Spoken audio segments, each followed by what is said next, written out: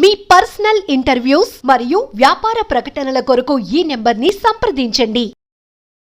అందరికీ నమస్తే. నేను మీ గోపి. వెల్కమ్ బ్యాక్ టు మనం టీవీ. ప్రస్తుతం మనం చూసుకోవచ్చు, నిన్న మధ్యాహ్నం అయితే పవన్ కళ్యాణ్ గారు కాకినాడ పోర్టులోకి వెళ్ళి అధికారుల మీద అయితే తీవ్రంగా ఆగ్రహం గురవడం మనం చూసాము. సో ఏంటంటే అది స్మగ్లింగ్‌కి అడ్డాగా మారిన కాకినాడ పోర్టు. సో ఈ కాకినాడ పోర్టు గురించి అందరికీ తెలిసిన విషయమే. అదేవిధంగా లాస్ట్ టైం వైఎస్ఆర్‌సీపీ అధికారంలో ప్రభుత్వంలో అక్కడ ఏదైతే ఎమ్మెల్యే ఉన్నారో ద్వారంపూడి చంద్రశేఖర్ రెడ్డి అందరికీ తెలిసిన విషయమే. ఈయన పవన్ కళ్యాణ్ గారి మీద తీవ్రంగా మండిపడిన సంగతి. అదేవిధంగా కుటుంబ ప్రభుత్వం అధికారంలో రాకముందు విపరీతంగా తీవ్రమైన ఖండించే వ్యాఖ్యలు అయితే ఆయన చేయడం జరిగింది. సో ఎందుకు మనం ఈ స్మగ్లింగ్ అని మాట్లాడుకుంటున్నాం అంటే, మనందరికీ తెలుసు రేషన్ బియ్యం, అదేనండి కోటా బియ్యం మనందరికీ తెలిసిన విషయమే. ఊర్లో మనకి ప్రభుత్వం తరపు నుంచి రూపాయికి, ₹2 వస్తూ ఉంటది. సో డీలర్లు మనకు అమ్మిన తర్వాత చాలామంది ప్రజలు ఏం చేస్తా ఉంటారంటే వాళ్ళకి కొంతమంది ఈ మధ్య రోజు రోజుకి పెరిగారు కాబట్టి ఎవరు రేషన్ బియ్యం తినట్లేదు. సాధారణ మధ్యతరగతి వాళ్ళే రేషన్ బియ్యం తింటున్నారు. సో కొంతమంది ఆ రేషన్ బియ్యం తినట్లేదు కాబట్టి సో వాళ్ళు కూడా ఏదైతే రేషన్ డీలర్స్ ఉన్నారో సో వాళ్ళకి ఆ బియ్యం అమ్మేసి డబ్బులు తీసుకుంటున్నారు. సో ఆ రేషన్ ఎవరైతే ఇస్తున్నారో డీలర్స్ కూడా వాళ్ళు కూడా చాలామంది ప్రజలకి ఆ బియ్యం అందించుకోకుండా ఉండి డబ్బులు ఇస్తున్నారు. సో అదే బియ్యం బయట కేజీ ₹15, ₹16 మన లోకల్ సరౌండింగ్ ఏరియా ఎవరైతే మధ్యలో ఉన్న దళారీలు ఉన్నారో సో వాళ్ళకి అమ్ముతున్నారు ₹16, ₹15 కేజీల లెక్క. సో వాళ్ళు ఏంటంటే ఒక మిల్లు చూసుకుంటారు, దగ్గరలో ఒక మిల్లు. ఆ మిల్లుకెళ్ళి ఈళ్ళు ₹20 అంటే వాళ్ళకి కిలోకి ఒక ₹5 లాభం చూసుకొని అమ్మేస్తూ ఉంటారు. ఇక్కడ పాయింట్ ఏంటంటే ఆ ₹5 లాభం మనం చూసుకున్న తర్వాత ఆ మిల్లులు ఎవరైతే మిల్లుల అధికారులు ఉంటారో సో మిల్లుకి సంబంధించిన ఓనర్స్ ఎవరైతే ఉంటారో సో వాళ్ళందరూ ఏంటంటే ఆ బియ్యాన్ని మంచిగా పాలిష్ పట్టి మరలా వాళ్ళు ఒక ప్యాకేజింగ్‌గా చేసి ఒక ఏదో బ్రాండ్ సృష్టించి సో ఇదంతా సోనా మసూరి బియ్యం, ఇదంతా కర్నూలు రైస్ బియ్యం అన్నట్టుగా ఆ కొత్త బ్రాండ్ సృష్టించి ఆ కోటా బియ్యాన్ని ఏదైతే రేషన్ బియ్యం ఉందో సో ఆ బియ్యం మొత్తాన్ని వేరే బ్రాండ్‌గా మార్చి వేరే దేశాలకైతే ఆ బియ్యాన్ని అయితే తరలించడం జరుగుతుంది. సో ఎంత అక్రమమైన రేషన్ మాఫియా అని లాస్ట్ టైం అధికారంలో లేకపోయినా సరే పవన్ కళ్యాణ్ గారు గొంతు విప్పి చెప్పడం జరిగింది. సో ఇప్పుడు అధికారంలో వచ్చి కూడా నేను ఏం చేయలేకపోతున్నా, ఎవరైతే నేను డిప్యూటీ సీఎంగా ఉన్నా సరే నేను ఈ ద్వారంపూడి చంద్రశేఖర్ రెడ్డి చేసే ఏదైతే ఆగడాలు ఉన్నాయో, ఏదైతే ఎక్స్‌పోర్టింగ్ బిజినెస్ ఉన్నాయో, ఏదైతే ఈ అక్రమంగా తరలించే రేషన్ మాఫియా ఉందో దీన్ని ఇప్పుడు కూడా నేను అడ్డుకోలేకపోతున్నానని ఆయన ఎంతో బాధపడ్డాడు. అప్పటికే ఆయన లోకల్‌లో ఉన్న ఎస్పీకి కంప్లెయింట్ చేయగా ఆయన కూడా పట్టించుకోలేదు. సడెన్‌గా పవన్ కళ్యాణ్ గారు నిన్న కాకినాడ పోర్టుకి రావడం జరిగింది. కాకినాడ పోర్టుకి పవన్ కళ్యాణ్ గారు అదేవిధంగా నాదెండ్ల మనోహర్ గారు ఇద్దరు పోర్టుకి రావడం జరిగింది. అక్కడున్న ఏదైతే పోర్ట్ అధికారులను ప్రశ్నించగా ముఖ్యంగా మనం చూసుకోవచ్చు ఈ పోర్ట్ ఎవరి చేతిలో ఉందంటే ప్రస్తుతం అరవిందో ఫార్మా. అందరికి తెలిసే ఉంటది అరవిందో ఫార్మా అంటే. సో ఈ అరవిందో ఫార్మా జగన్ గారికి లాస్ట్ టైమే సుమారు 100 కోట్ల పైన పార్టీ ఫండ్ ఇచ్చాడు. ₹100 కోట్ల పార్టీ ఫండ్ అంటే ఎంత మంచి జగను అరవిందో ఫార్మాకి చేసుంటే సో వాళ్ళు అంత ఫండ్ ఇస్తారు. సో ప్రస్తుతం ఈ పోర్టు కూడా వాళ్ళ ఆధీనంలోనే ఉంది. అరవిందో ఫార్మా ఆధీనంలోనే ఉంది. సో ఈ అరవిందో ఫార్మా ఆధీనంలో ఉంది కాబట్టి సో అతను కూడా పవన్ కళ్యాణ్ గారిని ఈ పోర్ట్ లోపలికి ఎంట్రన్స్ ఇచ్చే స్థాయి కూడా లేదు. పవన్ కళ్యాణ్ గారు మీకు లోపల రాకూడదండి. ఎందుకంటే సుమారు 10,000 మంది పనిచేస్తున్నారు. అదేవిధంగా వాళ్ళ వృత్తికి గానిచ్చి లేకపోతే వాళ్ళ డబ్బు సంపాదించుకునే రోజువారీ కూలీలండి. వాళ్ళకి మనం అన్యాయం చేసేవాళ్ళం వాళ్ళు అవుతానంటే అంటే అక్రమంగా తరలిస్తున్న అన్యాయం. అంటే 10,000 మందికి అన్యాయం జరుగుతుంది కాదనట్లేదు. కానీ ఈ 10,000 మందికి వేరే ఉపాధి మనం చూపించుకోవచ్చు. కానీ అదే కాకినాడ పోర్టు నుంచి సుమారు లక్షల క్వింటాల రేషన్ మాఫియా అయితే జరుగుతుంది అని పవన్ కళ్యాణ్ గారు అదేవిధంగా నాదెండ్ల మనోహర్ గారు సో వీళ్ళిద్దరు గుర్తించి నిన్నైతే పోర్టుకు పోవడం జరిగింది. అక్కడ అధికారులను ప్రశ్నించగా అధికారులు కూడా బెంబేలెత్తిపోతున్నారు. లోకల్ ఎమ్మెల్యే కూడా ఆయనకి తలగెక్కుంటున్నాడు. లోకల్ ఎమ్మెల్యేని కూడా ప్రశ్నించారు పవన్ కళ్యాణ్. అదేవిధంగా నిన్న పవన్ కళ్యాణ్ గారు తనిఖీకి వస్తున్నారని ఏదైతే లోకల్ ఎస్పీ ఉంటారో ఆ ఎస్పీకి సమాచారం ఇవ్వగా ఎస్పీ సెలవుల మీద వెళ్ళిపోయాడు. వామ్మో! నేనుంటే నన్ను ప్రశ్నిస్తాడు, నేను సమాధానం చెప్పుకోవాలి అని ఆయన సెలవుల మీద వెళ్ళిపోయాడు. సో మనం చూసుకోవచ్చు, ప్రభుత్వం మారినా సరే, కూటమి ప్రభుత్వం వచ్చినా సరే ఇప్పటికీ కూడా వైసీపీ మాఫియా నడుస్తుంది అనడానికి ఇది ఒక నిదర్శనం చెప్పుకోవచ్చు. సో స్మగ్లింగ్‌కి అడ్డాగా కాకినాడ పోర్టు నిలిచింది. సో దీనందరికీ మెయింటెనెన్స్‌గా అక్కడ చూసుకునేది ఎవరంటే అరవిందో ఫార్మా చైర్మన్. పేరు చెప్పదలుచుకోవట్లే నేను. సో అరవిందో ఫార్మా అయితే ఇదంతా నడిపిస్తుంది. సో మనం చూసుకోవచ్చు, నిన్న ఒక పత్రికలో రావడం జరిగింది. అధికారుల నిర్లక్ష్యంతోనే దేశ భద్రతకు తీవ్ర ముప్పు. అధికారుల భద్రతే అంటే చూసుకోవచ్చు, అధికారుల నిర్లక్ష్యం కేవలం అక్కడ లోకల్ ఎస్పీ అదే కావచ్చు, ఆ పోర్టులో పనిచేసే ఏదైతే నౌకా దళం ఉందో వాళ్ళు కూడా నిర్లక్ష్యంతో పనిచేయడం వల్ల సుమారు ₹1,000 కోట్ల భారతదేశ సంపద వేరే దేశానికి తరలిస్తున్నట్టుగా మనకు కనబడుతుంది.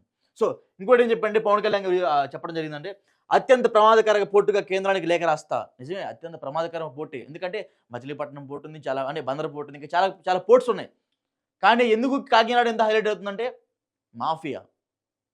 ఏమో అక్కడ రేషన్ మాఫియా జరుగుతుందో, బంగారం మాఫియా జరుగుతుందో, స్మగ్లింగ్ జరుగుతుందో ఎవడో తెలుసు. ఒక డిప్యూటీ సీఎంనే పోర్టు లోపల రాయినప్పుడు సాధారణ ప్రజలు నిన్నెందుకు రానిస్తారయ్యా? సో ఇంకా చూసుకోవచ్చు. ఇప్పుడు బియ్యం ఎగుమతి, రేపు పేలుడు మత్తు పదార్థాలు దిగుమతి కావని గ్యారంటీ ఏంటి? నిజంగా అడిగిన ప్రశ్న సమాధానం చెప్పాలి డెఫినెట్‌గా అధికారులు. ఇప్పుడు బియ్యం ఎగుమతి చేస్తున్నారు.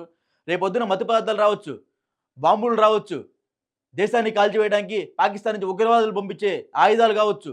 వాటన్నిటికి మీరు నిలబడతారా? మేము ఏం తప్పు చేసాం మీరు అనుకుంటారా? ఇంక అప్పుడు నిలబడడం ఉపయోగం ఉంది. భారతదేశం మొత్తం అల్లకల్లోలం అయిపోతుంది. సో డెఫినెట్‌గా అక్కడ ఏదైతే నౌకాదళం నిర్లక్ష్యం వల్ల ఎంత జరుగుతున్నట్టుగా పవన్ కళ్యాణ్ గారు వాళ్ళ మీద తీవ్రంగా మండిపడటం జరిగింది. సో ఇంకోటి చూసుకోవచ్చు. తనిఖీలకి వస్తానంటే 2 నెలలుగా అడ్డుకుంటున్నారు. సముద్రంలో ఓడపైకి వెళ్లడం కుదరదని అబద్ధాలు. డిప్యూటీ సీఎంగా నాకీ అధికారులు సహకరించలేదు. నేను వస్తానని తెలిసి జిల్లా ఎస్పీ సెలవులపై వెళ్ళారు. కాకినాడ పోర్టులో మీడియాతో పవన్ కళ్యాణ్. సో చూసాం కదా మనం చెప్పినట్టుగానే పవన్ కళ్యాణ్ గారు వస్తున్నారంటే జిల్లా ఎస్పీ సెలవులు పెట్టి ఇంటికి వెళ్ళిపోయాడు. ఎందుకు? తప్పు చేశానని భయంతో ఎస్పీ గారు సెలవులు పెట్టారని వెళ్ళారు అని ప్రజలు అంటున్నారు. అదేవిధంగా పవన్ కళ్యాణ్ గారు వస్తున్నారు. ముఖ్యంగా పవన్ కళ్యాణ్ గారు చెప్పారు, నేను వస్తున్నానని భయంతో ఎస్పీ గారే సెలవులు పెట్టి వెళ్ళిపోయారని. అంటే ఏ తప్పు జరగకుండానే ఇంత భయపడుతున్నారా? ఏ తప్పు జరగట్లేదని ఇంత భయపడుతున్నారా? ఎక్స్పోర్టింగ్ జరగట్లేదా? పవన్ కళ్యాణ్ గారు ఒక్క పేరు అయితే బాగా హైలైట్ చేశారు. Manasa imports and exports business company ఏదైతుందో ఆ కంపెనీలో సుమారు 10,000 మంది పనిచేస్తున్నారని ఎవరో ఒక అతను వచ్చి చెప్పారు మేనేజర్. 10,000 మందికి అవసరమైతే వేరే ఉపాధి చూపిస్తాం.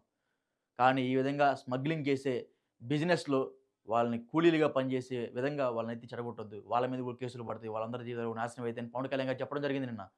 నిన్న ఆఫీస్లో కూడా వస్తానంటే లేదు సార్ 10,000 మంది జీవితాలు పోతాయి సార్. ఏంటి 10,000 మంది జీవితాలు పోయాయి? కోర్టు ఉన్నదేంటి మీరు కూర్చోబెట్టి స్మగ్లింగ్ చేయడానిక? Seize the ship.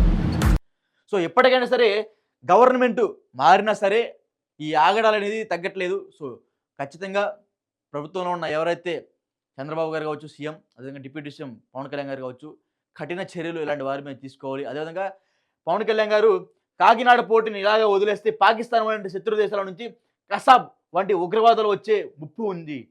ఇలా తీర ప్రాంతాన్ని నిర్లక్ష్యంగా వదిలేస్తే దేశ భద్రతకి పెను ప్రమాదం. అందుకే కాకినాడ పోర్టు అత్యంత ప్రమాదకరంగా ఉందని ప్రధాని కేంద్ర హోంమంత్రికి లేఖ రాస్తారని నిన్న పవన్ కళ్యాణ్ గారు చెప్పడం జరిగింది. నాకు నిన్న ఒకటి నచ్చింది.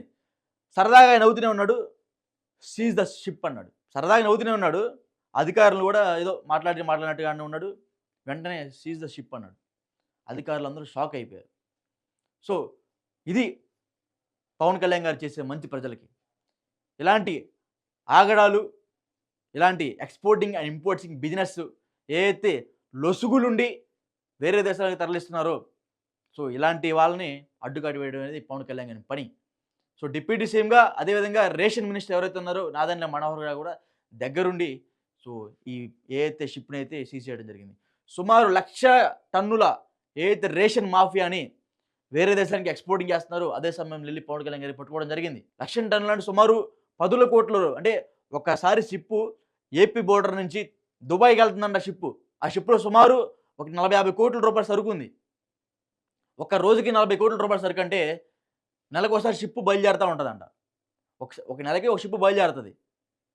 అంటే సుమారు 12 నెలలకి 12 సార్లు షిప్పు బయలుదేరుతున్నప్పుడు 12 48 480 కోట్ల రూపాయలు సంవత్సరానికి జరిగే మాఫియా ఇది. అదే రేషన్ మాఫియా. ఇదంతా ద్వారంపూడి చంద్రశేఖర్ రెడ్డి తమ్ముడు వీరభద్రారెడ్డి చేపిస్తున్నది అంతది. సో ఆయనదే మానస ఎక్స్పోర్టింగ్ అండ్ ఇంపోర్టింగ్ బిజినెస్ అంట. సో అదేవిధంగా దీంట్లో కొంతమంది ఇంకా ఉన్నారు. అగర్వాల్ అని, శ్రీనివాస్ రెడ్డి అని కొంతమంది ఉన్నారు. సో వాళ్ళ పేరు కూడా నేనైతే పవన్ కళ్యాణ్ గారు అధికారులను అడగా ఆ అధికారులు అయితే ఈ పేర్లు చెప్పడం జరిగింది. ఎవరైతే ఈ కంపెనీస్ ఉన్నాయో ఆ కంపెనీస్ ఓనర్స్, అదేవిధంగా ఆ కంపెనీని డీల్ చేసే ఏదైతే మేనేజర్స్ ఉన్నారో వాళ్ళందరి మేనేజర్ల పేర్లు అయితే నేనైతే బయటికి రావడం జరిగింది. సో ఇది పవన్ కళ్యాణ్ గారు నిన్న చేపట్టిన గొప్ప పని ఏంటంటే ఏదైతే exporting and importing business mafia ఏదైతుందో ఆ మాఫియా ఆపడానికి అయితే నేను పవన్ కళ్యాణ్ గారు ప్రయత్నించడం జరిగింది. సో ఆ ప్రయత్నించిన తర్వాత ఆ గవర్నమెంట్ కూడా పవన్ కళ్యాణ్ గారికి సపోర్ట్గా ఉన్నారు. ఒక డిప్యూటీ సీఎంని రానిలేదంటే ఇక సామాన్య ప్రజలకి ఆ పోర్టులోకి ఇంకా వెళ్ళే హక్కే ఉంటుంది. సో ప్రజలు కూడా పెద్ద ఎత్తున డిమాండ్ చేస్తున్నారు. సో ఇంకా మంచి పనులు చేయాలి, ఈ విధంగా ఏదైతే అక్రమ మాఫియాలు ఇంకా కట్టడి చేయాలని ప్రజలు కూడా డిమాండ్ చేయడం జరుగుతుంది.